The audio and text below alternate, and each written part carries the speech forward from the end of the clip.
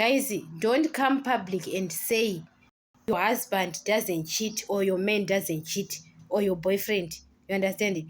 Because sometimes your boyfriend or your husband can cheat. Maybe you don't know that he cheats, because most of the men, they cheat. You understand?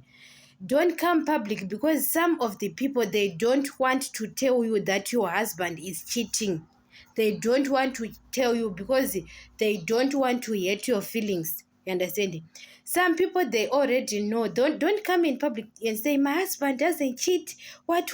Your husband is cheating. My husband doesn't cheat. No, you don't even know his secret sometimes. Understand?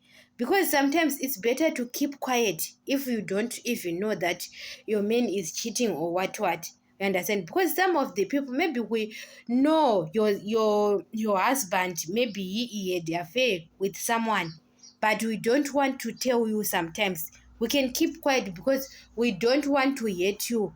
You are laughing at me that my husband is cheating, and you don't know about your husband. Sometimes, you understand, it's not that he is not cheating. You don't cough him, and some of the men, they cheat in secret.